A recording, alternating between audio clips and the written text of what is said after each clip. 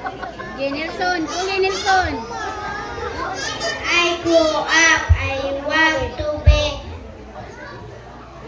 a policeman. I will maintain peace and order.